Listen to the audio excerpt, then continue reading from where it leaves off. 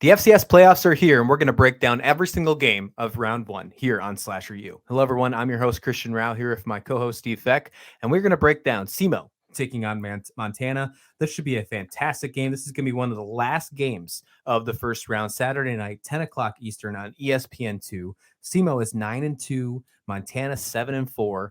This should be a good matchup. I know a lot of people are pretty curious of why Montana actually snuck in there and got there after a few big losses, if you will, especially losing by almost 30 points. No, it was more 34 points to Montana State on College Game Day. I mean, national network, if you will. However, they find a way in there, get a home game taking on Southeastern Missouri State, Steve. I think the Grizzlies are the best 7-4 fifth place team in any conference across any division of college football. I mean, they're a very good college football team. I know when we were doing, some of the earlier season FCS games, I mean, Montana was one of your teams that you really felt good about. And honestly, when they lost to Idaho, something happened. They just never got their equilibrium back after Idaho upset them, in their home stadium. In Missoula, Idaho came in and upset them. They really struggled down the stretch. So yes, they're 7-4, and you have to look at that. And yes, they got destroyed by Montana State. Absolutely, that was an ugly thing. Now, in fairness, Lee Corso did wear the Wildcat head, so it shouldn't have been he didn't wear the grizzly bear head. He wore the Wildcat head, so it shouldn't be a total shock to America. But Montana earned this.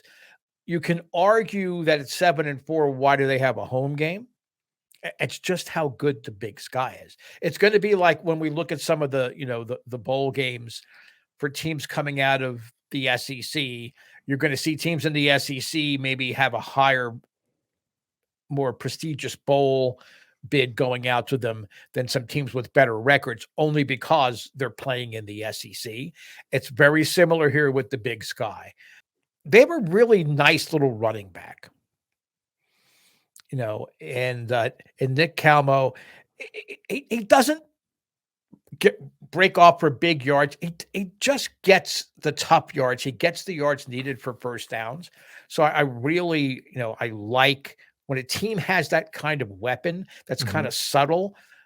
We're talking when we talk about Michigan, we always talk about Blake Corum. A lot of ways, it's a subtle kind of production as opposed to breaking off for 95 yards or whatever it would be. So I really like that with Montana. I think their defense is going to sort of put the pressure on Southeast Missouri State. Again, they're the Ohio Valley champs.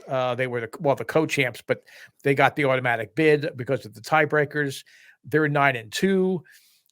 They're coming off a really, really big win against traditional rival in Murray State, who had a down year, but still, within a conference like the Ohio Valley, it's a big deal to beat your rivals. Yeah. So, Southeast Missouri State had a really solid year.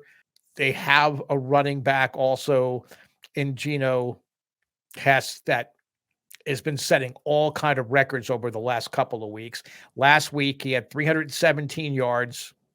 He averaged 12 yards a carry. This is the explosive kind of running back where you say, well, this is exciting. You expect him to break something out. So that's certainly a weapon that Southeast Missouri State can throw at the Grizzlies. But I really think that the Montana defense, especially at home, is going to slow that running game down just enough to allow their offense, and if the offense can control the ball on the ground, again, keep Southeast Missouri State off the field.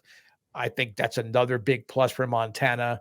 For all of the games this weekend, I'm pretty much looking at chalk. I'm thinking the home team is going to win for all four games. Not to spoil the other previews we're going to do here, but in this game, as dangerous as Southeast Missouri State could be, I think Montana is just a better football team, especially on the defensive side, and I think that's going to be the difference. It's going to be a low scoring game, and that's going to favor Montana. Well, let's see what happens in Missoula in this one. SEMO taking on Montana. Let us know your thoughts in the comments below. While you're there, hit like and subscribe. And thank you, as always, for watching SlasherU.